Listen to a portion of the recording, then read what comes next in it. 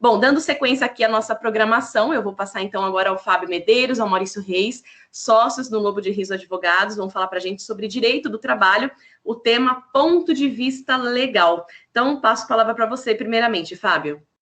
Ótimo, Lilian. Como é bom a gente iniciar com as aulas da Gabi e do Éder, né? Porque geralmente a gente fala, nossa, é difícil falarmos após aulas tão boas assim. No caso deles, dá um embasamento para a gente prosseguir, porque o direito, os advogados, embora a gente tenha aquela pergunta, por que advogados estão nessa conversa, né? Qual que será que é o problema que nós temos geralmente pensando em direito ou advogados? A gente sempre pensa em um problema num risco, né? Mas a própria Constituição Federal traz lá que o advogado é indispensável à administração da justiça. Então, eu acho que a gente vem nesse contexto, porque uma das razões entre os vários papéis que a gente tem como advogados é do jurídico ser parceiro na construção de organizações com diversidade, inclusão e equidade, mas com segurança, tudo isso com segurança jurídica, né? E é o que a gente vai falar um pouco a partir de agora, aproveitando esse embasamento todo que a gente recebeu da Gabi e do Éder. Porque a estratégia dos RHs, das consultorias especializadas, ela no campo de diversidade e inclusão, elas dependem de fundamento na lei. Se a gente está falando de aspecto trabalhista, a gente precisa buscar onde é que a lei nos protege para prosseguirmos com determinadas ações, que isso não vire uma ação trabalhista, um questionamento por uma autoridade, um problema sério moral para o nosso empregado. E ao final a gente ter o nosso integrante, a gente tem um problema nas mãos por um dimensionamento, algo que não foi bem feito nessa origem, né? A Gabi falava do começar direito, né? Usando a palavra do direito, vai até passando pela própria estrutura legal desses programas, né?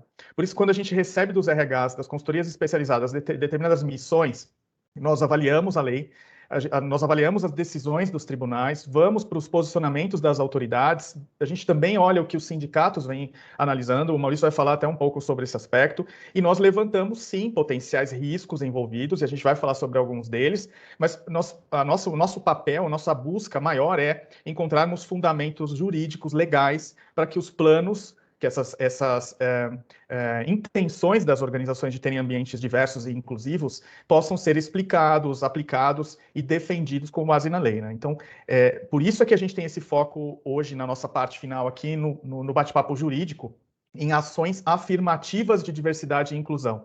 Porque, como a Gabi e o Éder bem explicaram, a maior parte das organizações tem essas aspirações de serem as melhores nas proteções de pessoas.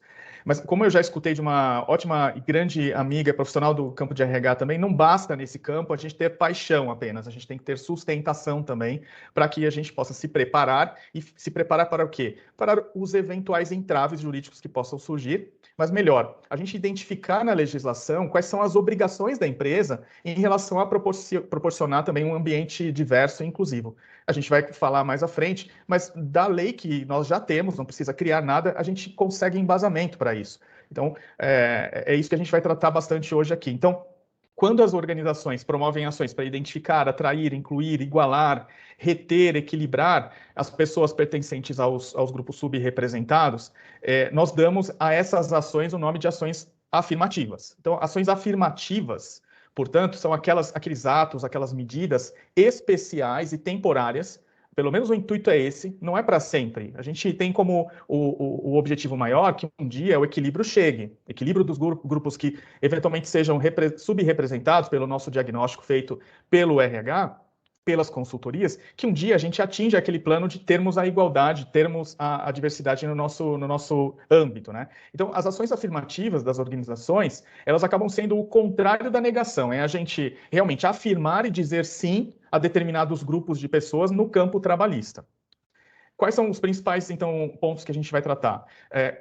Se temos pontos de atenção a avaliar e quais são as questões mais desafiadoras que a gente tem nesse ponto de vista que estamos falando jurídico. A gente vai falar também por que as ações afirmativas, essas que a gente disse que são o contrário da negação de que não existe diferença, e sim existem diferenças que a gente, como o Éder bem disse, a gente precisa tratar conscientemente para que os níveis de diversidade sejam mantidos. Por que elas são legais? E, por fim, no meu ponto, para eu passar a bola para o Maurício, a gente vai falar um pouco sobre o planejamento pelo ponto de vista jurídico das ações afirmativas. Então, o que nós, nas conversas que temos tido com várias organizações, por essa temática e preocupação, nós temos visto determinados precedentes no mercado, e os mais recentes são até da Bayer, do Magazine Luiza, Diageo, Vivo, Dow, e Avon, vários outros, trouxeram experiências jurídicas importantes para a gente. Como a gente disse, a legislação, às vezes, ela é um pouco vazia em alguns momentos, nos causa um pouco de insegurança, e aí a sociedade ela vem com vários aspectos hoje que a gente tem chamado de ruídos externos. Política do cancelamento, supraempregadorismo. A gente tem hoje um empregador, mas acima dele a sociedade fiscalizando se aquela empresa ela tem uma atuação dentro da legislação ou não, e as ações afirmativas estão aí nesse contexto também. Será que eu tenho fundamento na lei para proteger um grupo que eu entendo que na minha empresa não está bem representado? Então, a gente tem toda essa questão de redes sociais e imprensa, que a gente aprendeu um pouco com esses últimos casos que eu citei, as situações de crise que isso gera para serem administradas dentro das organizações. Os ruídos internos. Então, a gente falou de ruído externo, ruídos internos seriam mais pelo ponto de vista das reações dos profissionais na empresa. Eles vão se engajar nos programas ou não, porque ainda não são, digamos assim, letrados nesses temas de diversidade e inclusão, não têm o conhecimento suficiente para isso, não estão preparados para se engajar. Temos setores conservadores, não capacitados ainda para as temáticas que a gente está conversando, e as preocupações com discriminação no tratamento, em termos de carreira. Será que aquele que entrar num programa via ação afirmativa vai ser mais protegido do que eu, vai acelerar mais? Então, eu perdi espaço dentro da empresa? Como é que fica isso para os grupos que são representados? Então, isso tem gerado bastante ruído. E, lógico, né, denúncias e litígios, isso tem surgido também, ou pelo menos surgiu muito mais. Nós vimos no caso do Magazine Luiza, que foi o que ficou na mídia por mais tempo, até mesmo procedimentos que foram instaurados pela Defensoria Pública, um defensor se movendo contra o programa de diversidade para pessoas negras e recrutamento do Magazine Luiza, que ao final, a gente vai até passar por isso mais à frente, ao final chegou num resultado muitíssimo interessante para todos, porque a própria autoridade trabalhista chegou à conclusão que a gente, sim, tem legalidade suficiente para que essas ações afirmativas sejam tocadas pelas empresas, né? A Justiça do Trabalho, a gente ainda tem pouca munição ainda, digamos assim, para se utilizar para que a gente possa eventualmente contestar questionamentos, mas a gente já vê na Justiça como um todo pontos importantes de apoio. Principalmente quando a gente analisa questões de cotas, como a gente vai falar um pouquinho mais à frente. Mas entre ruídos, a gente viu até no campo de escritórios de advocacia, no Distrito Federal, advogados fazendo ofensas racistas para um escritório que divulgou vaga para estagiários negros. A gente viu artigos um pouco capciosos relacionados à questão de racismo reverso, um conceito que sequer dá para a gente explicar racionalmente, porque são os grupos de maioria bem representados se achando não protegidos dentro da empresa ou atacados pelas ações afirmativas, né? Então, quando a gente começa a falar sobre desafios na lei, lógico que há espaço para algumas pessoas tentarem identificar pontos que possam minar os nossos projetos. E é nisso que a gente precisa pensar para depois buscar elementos que vão nos ajudar na própria legislação. Por exemplo, artigo 5º da Constituição fala que todos são iguais perante a lei, sem distinção de qualquer natureza. E aí, ninguém será obrigado a fazer ou deixar de fazer alguma coisa senão em virtude de lei. Ora, se eu não tenho lei clara falando da ação afirmativa, será que eu posso fazer? Então, alguns se utilizam desse artigo para falar a respeito ou atacar as ações afirmativas. No artigo 7º da Constituição Federal, que é a nossa lei maior, ele fala ali de todos os direitos e obrigações trabalhistas, ele vai falar que é proibida a diferença de salário, exercício de funções, critério de admissão por motivo de sexo, idade, cor, estado civil. Então a gente começa a ter, poxa, será que isso daqui é gravado na pedra ou a gente teria alternativas para interpretar com um regulamento ou com outra legislação esses aspectos?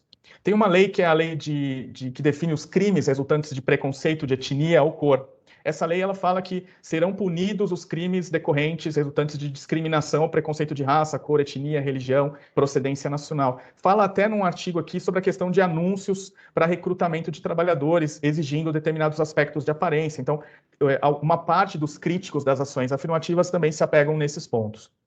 A gente tem, por fim, aqui nessas leis, digamos que são utilizadas para ataques, que a gente já vai ver o lado contrário de tudo isso e bem mais forte, mas a gente tem aquela lei 9.029 de 95 que fala da exigência de atestados de gravidez. Ela era muito mais voltada para as mulheres gestantes e práticas discriminatórias, mas o artigo 1º ele vai falar sobre acesso ao trabalho e práticas discriminatórias em função de sexo, origem, raça, cor, estado civil, situação familiar, deficiência, reabilitação, idade, tratando tudo isso como prática discriminatória se eu adotar alguma prática que, de uma certa maneira, trate um grupo de maneira diferente, né? Então, esses são, digamos assim, na legislação, os pontos que os críticos às ações afirmativas se apegam para discutir o tema. Nós estamos aqui usando essa mesma legislação, que a gente não descarta, e ela é uma legislação vigente, existente, mas nós estamos aqui interpretando essa legislação principalmente com base em alguns aspectos da própria Constituição Federal e até de uma convenção da Organização Internacional do Trabalho. É uma convenção 111, bem antiga, de 68, que ela diz que discriminação é destruir ou alterar a igualdade. Então, se eu tenho uma ação afirmativa que ela é o oposto disso, que é justamente para criar a igualdade, que é para gerar a possibilidade de oportunidades, essa convenção, que é lei no nosso país, então a gente pode utilizá-la para interpretar tudo isso que a gente falou até agora de uma maneira que, sim, discriminar pura e simplesmente é crime. Agora, no caso aqui, tratar com ações afirmativas diferenças dentro da minha empresa para um equilíbrio, isso, segundo essa convenção da OIT, é totalmente possível. Então, a interpretação do que é discriminar precisa ficar bastante claro. E no campo das ações afirmativas, nós não estamos discriminando, nós estamos corrigindo uma distorção dentro da nossa organização. Então, na mesma Constituição, a gente tem toda a questão inicial, Constituição Federal, de dignidade, proteção da dignidade da pessoa humana, valores sociais do trabalho. Tem um objetivo do nosso país que é erradicar e reduzir as desigualdades, promover o bem de todos, sem preconceito de origem, raça, sexo, cor, idade, quaisquer formas de discriminação. Isso está lá na nossa Constituição.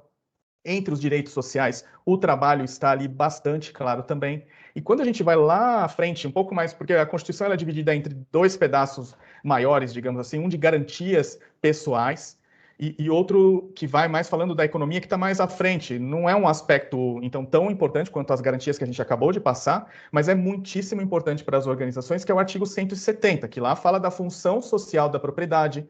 De novo, fala que a ordem econômica, ela é fundamentada em redução de desigualdades, busca pelo pleno emprego. Então, eu não posso ter economia sem a preocupação com a função social. Então, acaba sendo aqui, na verdade, então, uma obrigação da empresa, da organização, se preocupar com as ações afirmativas, né? Aí, lógico, nessa toada toda, nós tivemos o Estatuto da Igualdade Racial em 2010. Lá está bastante claro o papel das empresas em serem aliadas do poder público no desenvolvimento das ações que possam promover emprego para as pessoas, no caso do Estatuto da Igualdade Racial, pessoas negras, e no direito, a gente tem um princípio que vale muito para o aspecto trabalhista, que é da analogia. Então, se eu não tenho lei específica para falar, por exemplo, de proteções relacionadas à orientação sexual, proteções relacionadas a questões estéticas, a questão de idade, eu posso me utilizar da legislação que fala para um grupo específico para que eu possa promover o mesmo tipo de trabalho antidiscriminação, ou no caso aqui de diversidade e inclusão, dentro dos outros grupos não tão representados ou subrepresentados, né? Então, no Estatuto da Igualdade Racial ficou bastante claro isso e ficou muito mais claro, se vocês puderem depois avaliar, no artigo 39, a participação da empresa, né? A gente teve, lógico, a questão da reforma trabalhista trazendo o negociado sobre o legislado. Vou deixar essa parte depois, o Maurício vai tocar um pouquinho falando de convenções coletivas de trabalho, mas as convenções, hoje, o que é negociado com o sindicato pode trazer aspectos de proteção sobre ações afirmativas. E lógico, o Éder mencionou, né, por lei, a gente já tem outros parâmetros que obrigam cotas mínimas, como cotas para pessoas com deficiência, cotas para os aprendizes. A gente teve os parâmetros das cotas de ensino no ensino superior público, com reserva para as pessoas negras, concursos públicos com reservas também. Então, tudo isso foi dando um cenário para que o Supremo Tribunal Federal, que é a corte mais alta na nossa estrutura do judiciário, entendesse que as ações afirmativas, elas são, sim, legalizadas já no nosso país. Elas são, como eu tinha dito, temporárias. elas são específicas, e a partir de um dado de cada organização haveria essa possibilidade de tocarmos as ações de maneira legal. Eu vou passar aqui, por último, Lilian, nos pontos que nós achamos, pela nossa experiência que temos tido até o momento, de planejamento de ações pelo ponto de vista jurídico. Aqui nós estamos falando zero de RH, a gente se aproveita totalmente da estratégia, criatividade, do empenho dos RHs e das consultorias em diversidade e inclusão, e a partir do trabalho deles, nós avaliamos pontos que, pelo ponto de vista jurídico, podem ser interessantes num eventual questionamento que a gente receba de autoridades, da própria sociedade, como eu falei, em redes sociais. Quando a gente iniciar um programa, pelo ponto de vista jurídico, o que a gente gostaria de ter como assessores jurídicos numa empresa? Então, estrutura de políticas de diversidade e inclusão claras e muito bem alinhadas com a história e a cultura do empregador. Isso é muito importante. A gente viu, no caso, eu vou pegar novamente Magazine Luiza, mas quando você clicava ali para se candidatar a uma das vagas, você caía num site que contava a história do programa inteiro. Por que a empresa tinha chegado naquele ponto de criar uma ação afirmativa? Isso, para aspectos de defesa do modelo, defesa jurídica da ação afirmativa, é muitíssimo importante. A gente tem também a questão dos aspectos quantitativos. Isso a Gabi falou bem, falou bastante, é a nossa especialista. Inclusive, no nosso escritório, a gente conta com a Transcendemos para nos ajudar nesse aspecto, mas eu preciso tirar uma foto. Eu preciso ter uma foto para saber qual é a minha diversidade em determinado momento, para que eu possa caminhar com aquela ação afirmativa durante um determinado tempo. Afinal, ela não é permanente, ela é temporária. Então, eu vou tirar uma foto do diversidade e inclusão, vou mapear, ter números, áreas, isso tudo precisa estar escrito, formalizado. Aspectos qualitativos é o outro ponto. Então, a gente tem que ter definições claras em relação aos prazos, às nossas aspirações. Qual vai ser o tempo, pelo menos, que a gente planeja que essas ações tenham de prazo para que elas aconteçam. A gente não vai acertar nunca, mas a gente precisa ter um norte. A questão da inclusão eu vou deixar também para o Maurício falar, mas é um ponto muito importante aqui, porque a gente tem que dar sentido à diversidade. Então, não adianta nós trazermos os grupos subrepresentados e não termos essa questão qualitativa bem apanhada. Benchmarking e consultorias externas em diversidade e inclusão. A Gabi já explicou muito bem. A Transcendemos, por exemplo, ela tem a capacidade de, por atuar em várias organizações, ter uma cesta maior de soluções em comparação com alguém que está sozinho num RH. Então, a consultoria ela tem esse papel muito bom. A gente entende que ter uma consultoria pelo lado jurídico é muito bom para a defesa do modelo.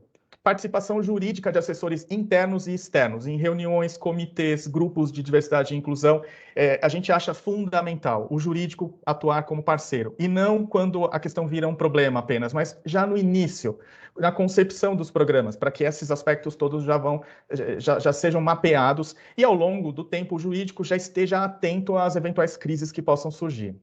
Opiniões legais. Aí vem muito o que o escritório de advocacia, geralmente o externo, faz. Os jurídicos internos também fazem essa parte, mas eu tenho aqui uma ação afirmativa, qual seria a opinião jurídica em termos de riscos, em termos de potencial de perdas, se eu tiver uma ação trabalhista, um questionamento do Ministério Público do Trabalho, e principalmente, quais são os caminhos para que a gente defenda a nossa ação se a gente for questionado. Então, os escritórios de advocacia como o nosso têm atuado bastante nesse ponto, trazendo conforto e segurança jurídica para quem está dentro da empresa. Nós temos feito também muitas revisões das campanhas de comunicações internas e externas. A linguagem hoje ela é muitíssimo importante. Então, cada post que sai para as redes sociais precisa estar muito alinhado com aquela questão que falamos lá em cima de história, cultura, mas ao mesmo tempo tem certos tipos de palavras que já ficaram no passado, que a gente veio aprendendo que não se utilizam mais hoje. E por mais que a intenção da empresa seja a melhor possível, uma palavrinha mal colocada, ela pode colocar tudo em risco, tá? Então, isso é muitíssimo importante. E, por fim, para eu passar aqui a bola de volta para a Lilian, mesas redondas com o Ministério Público do Trabalho, com as autoridades trabalhistas, com os sindicatos e associações. Esses entes, eles hoje estão muito abertos a participarem desse tipo de discussão. A gente, na semana retrasada, nós fomos entrevistados pelo Valor Econômico em tema exatamente de sindicatos no campo da diversidade. Então, estamos todos nesse mesmo barco atualmente, tentando criar uma sociedade melhor. Então, levem empresas, organizações, os seus projetos e planos para essas entidades também, para esses entes e chame-os para participar em algum momento. Não deixe para que isso aconteça só quando o programa já estiver na rua, já estiver colocado e a gente trabalhando em cima da política de aposta. Melhor é chamá-los antes. Então, esses seriam, Lilian, alguns pontos jurídicos pelo ponto de vista de diversidade que a gente tinha para trazer, tá?